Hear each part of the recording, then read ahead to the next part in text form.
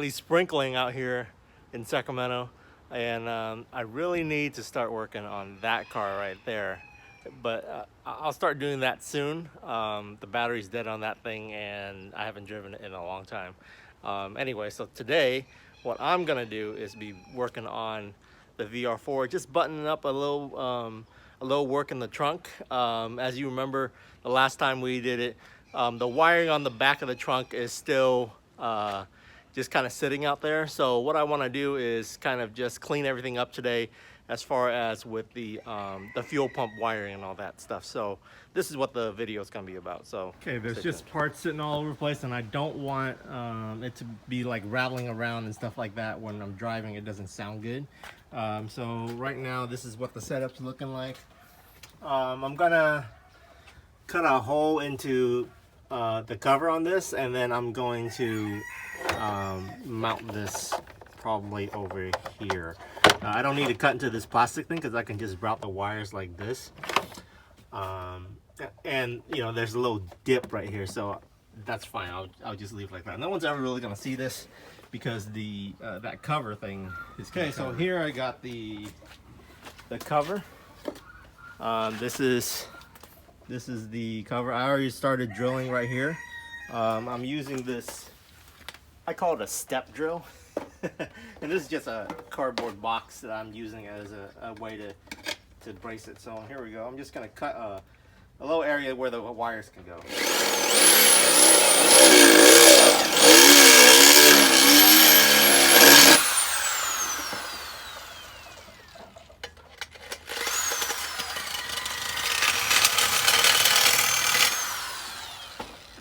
Okay, so something like this.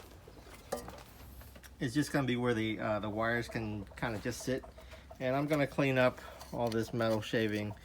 It got a little bit warped just now, so I'm going to hammer it out and then put it in. Okay, so I'm using I used the metal file that I used to file the strut, and I file this off so that it's kind of it's not sharp, you know, it's just kind of just like a metal edge there, and I'm gonna put it in like this. So that's gonna go there, and the wire is just gonna come up, and I'm gonna zip tie all these together just to clean them up, and they'll just sit right there, and I'll bolt this on here. So I'll show you guys the final product. Okay, just gonna put that on there.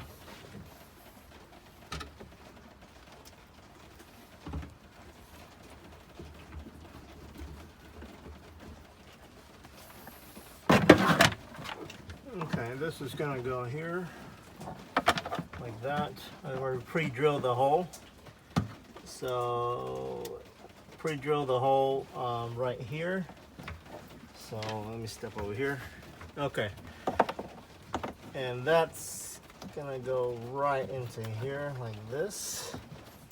I'm not sure what this thing normally stores. I didn't really look into the trunk before they started ripping it apart and tuning and stuff. So probably just, you know, some good old-fashioned like tools, and probably stuff for the spare tire. And then I'm gonna secure this down.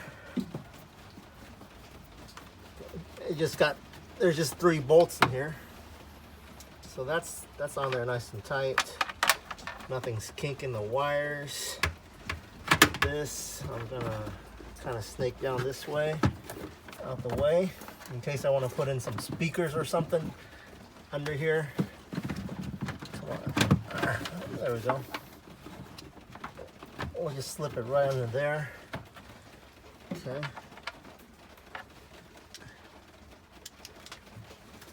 And then this bolt goes into here.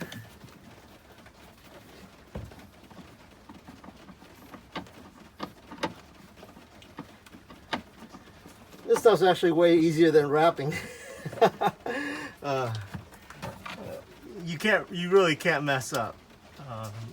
Even if you do, you can just unscrew it and then re-screw it back in. Okay, there we go.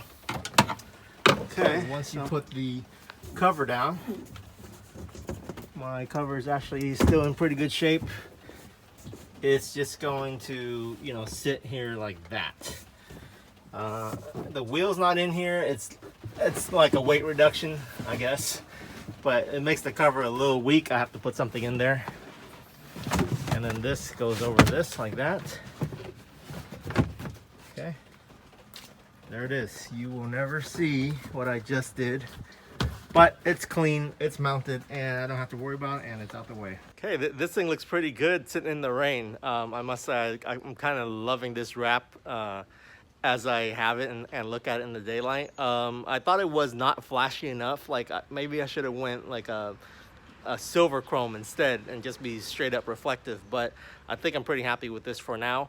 I gotta go finish wrapping that Mustang. It's came back. It's got a whole new set of wrap, just because that material that we were using, Vivid, is not very good in the winter time.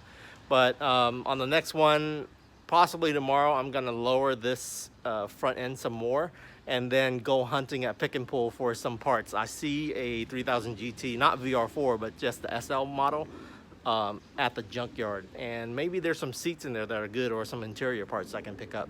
But until next time, guys, thank you for watching, and I'll catch you guys later.